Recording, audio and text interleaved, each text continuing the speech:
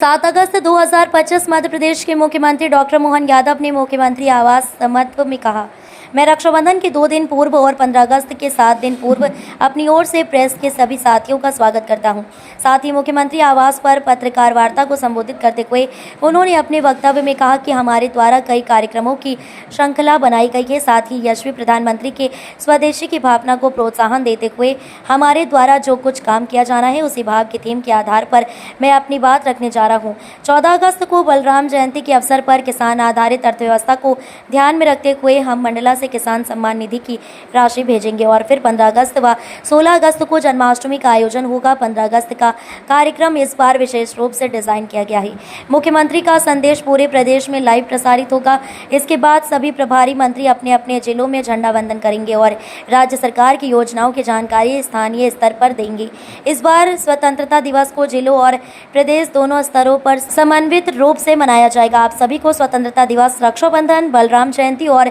जन्माष्टमी की हार्दिक शुभकामनाएं। रक्षाबंधन के 2 दिन पूर्व और 15 अगस्त के 7 दिन पूर्व मैं अपनी ओर से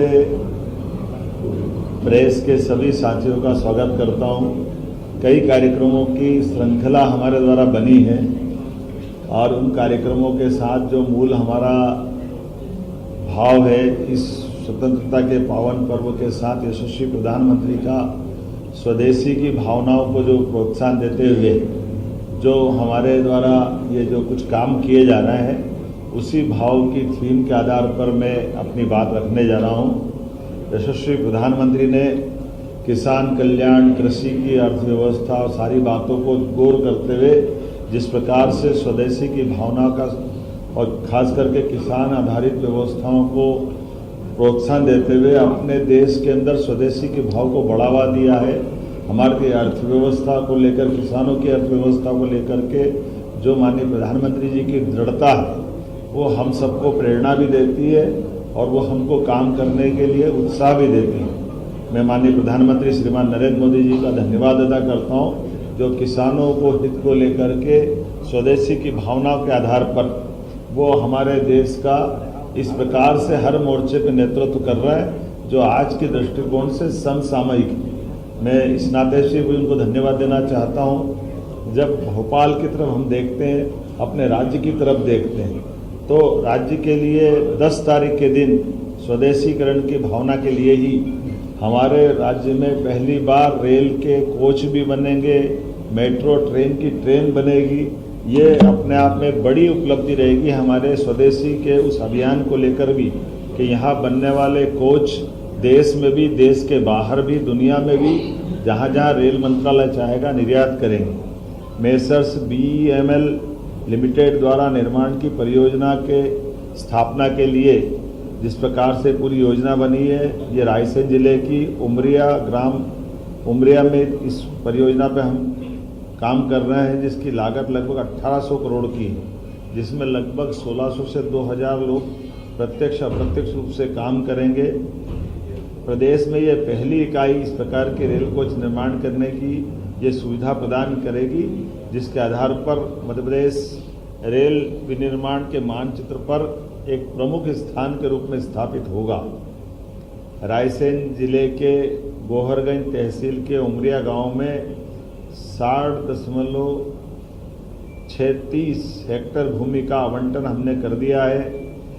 इस उद्योग में वंदे भारत, अमृत भारत, मेट्रो कोच का निर्माण किया जाएगा। इस उद्योग के लगने से भोपाल और रायसेन क्षेत्र में बड़े पैमाने पे सहायक उद्योगों का भी अलग से, उनकी यूनिटों का भी एक बड़ा बाजार बनेगा, जो मध्य प्रदेश की राजधानी को भी और मध्य प्रदेश को भी अलग अलग प्रकार के औद्योगिकरण की व्यवसाय से जोड़ने का प्रयास करेगा। परियोजना के कुशलतापूर्वक संपन्न कराने के लिए मानव संसाधन, खास करके जो हमारे अलग अलग BTech वाले, कंप्यूटर साइंस वाले उच्च शिक्षित विद्यार्थियों के लिए रोजगार के बड़े अवसर उत्पन्न होंगे। और यही प्रधानमंत्री के मेक इन इंडिया के मंत्र को साकार करने का एक महत्वाकांक्षी मंत्र बनेगा, परियोजना उसी प्रकार से लगाई गई। प्रसन्नता का विषय यह है कि इस महत्वपूर्ण परियोजना में रक्षा मंत्री स्वयं हमारे बीच उपस्थित रहने वाले हैं। माननीय कृषि मंत्री जी का, चूंकि ये लोकसभा क्षेत्र है तो माननीय कृषि मंत्री शिवराज सिंह जी चौहान भी रहने वाले हैं। माननीय रेल मंत्री वो हमारे लिए तकनीकी रूप से जुड़ेंगे, वर्चुअल रूप से जुड़ेंगे, जिनका आशीर्वाद हमको मिलेगा। तो आज़ादी के बाद ये एक नए प्रकार के दौर में हम अपने निवेश अभियान के आधार पर राज्य के युवाओं के लिए, समृद्धि के लिए, काम और बाकी चीज़ों के लिए मध्य प्रदेश का जो हमने अभियान चलाया था, ये उसी का अगला पड़ाव है। उल्लेखनीय है कि इसी के तुरंत बाद हम लगातार, जो मैंने कहा है कि हमारा 10 तारीख से ही इस कारखाने के स्वदेशीकरण के भाव के आधार पर ये जो अभियान चला रहे हैं, इसमें हमने सभी स्कूल, कॉलेज, सभी प्रकार के तकनीकी संस्थान, युवाओं को अपने पूरे प्रदेश में माहौल बना रहा है कि तिरंगा से इसको जोड़ करके स्वदेशीकरण की भावना के आधार पर ही जब आज़ादी का पर्व हमारे लिए केवल 5 दिन दूर रहेगा, ऐसे में हर घर तिरंगा, जिसका ये 4था वर्ष प्रारंभ हो रहा है, उसी में स्वदेशी की भावना और इस बार स्वच्छता का थीम पे आधार पर ये हर घर तिरंगा अभियान का अभियान चलने वाला है। इसके आधार पर हम अपने उस पुरानी भावना के आधार पर, जब आज़ादी के पूर्व क्रांतिकारियों ने, स्वतंत्रता सेनानियों ने, आम नागरिकों ने संघर्ष करके देश को आज़ाद कराया,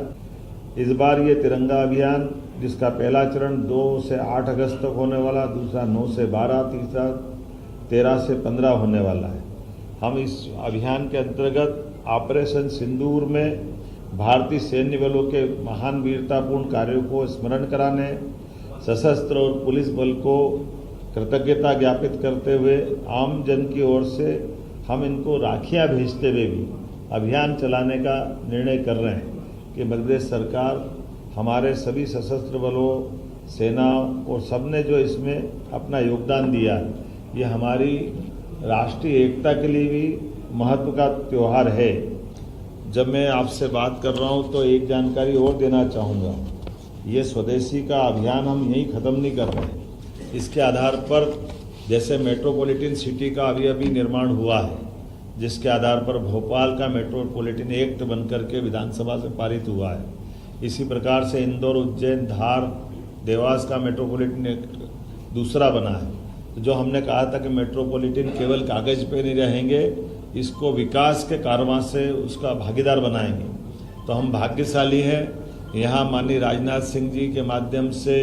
रेल कोच के निर्माण का एक बड़ा लाभ मिलेगा। ऐसे इंदौर, उज्जैन, धार मेट्रोपॉलिटन के लिए 25 तारीख को माननीय प्रधानमंत्री जी स्वयं आने वाले हैं और इसी स्वदेशीकरण की भावना के आधार पर हमारे निमाड़ और झाबुआ, मालवा के कॉटन उत्पादन वाला क्षेत्र हमारा है किसानों का। ऐसे में गारमेंट्स का, टेक्सटाइल हब का पीएम मित्र पार्क के माध्यम से एक बड़ी आधारशिला रखने वाले माननीय प्रधानमंत्री जी, जो लगभग 2000 करोड़ से बड़ी परियोजना, जिसमें 1 लाख से ज़्यादा लोगों को रोजगार मिलेगा, जहां कॉटन से धागा, धागे से कपड़ा और कपड़े से रेडीमेड गारमेंट सहित विदेश में भी कपड़े निर्यात किए जा सकेंगे। तो ये हमारे किसानों को लेकर के खास करके एक बड़ा पड़ाव रहेगा, जब हम अपने उत्पाद,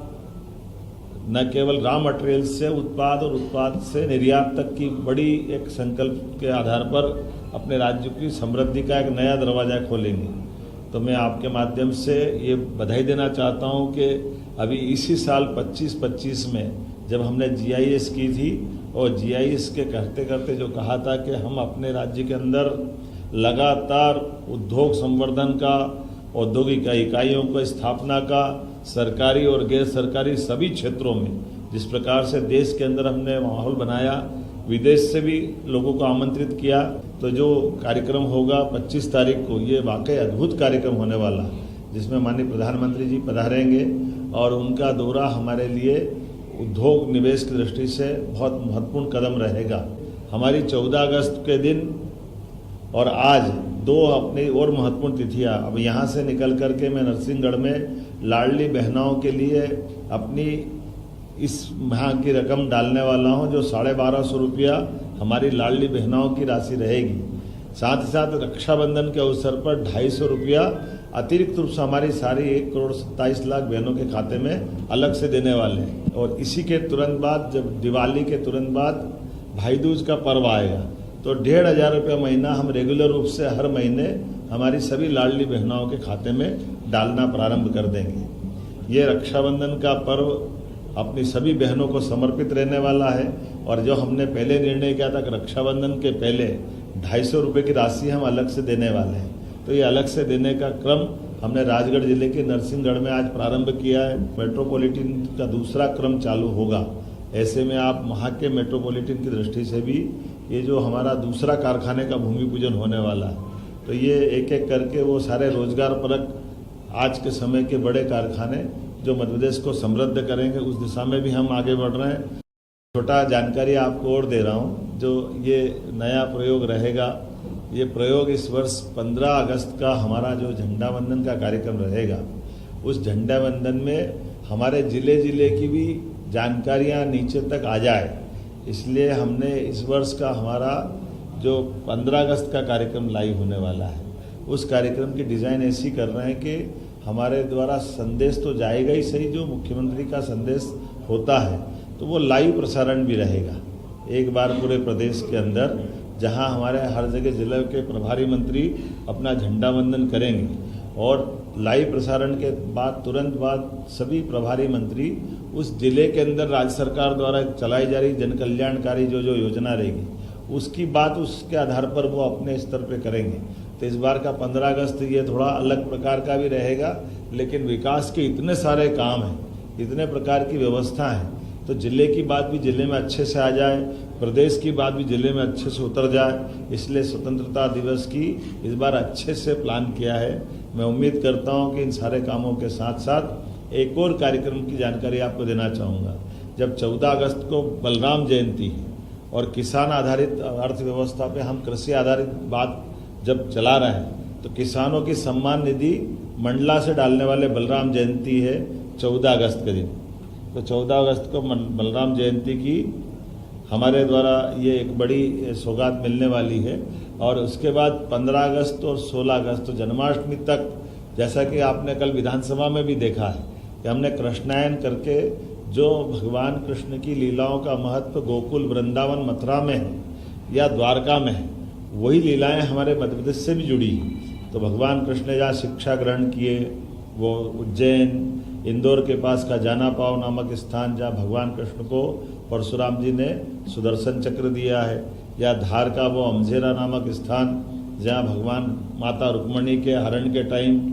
बड़ा भारी युद्ध लड़ते हैं, या ऐसी और उल्लेखनीय घटना गरीब और अमीर की दोस्ती का सबसे बड़ा केंद्र कृष्ण सुदामा जी की दोस्ती वाला घटनाक्रम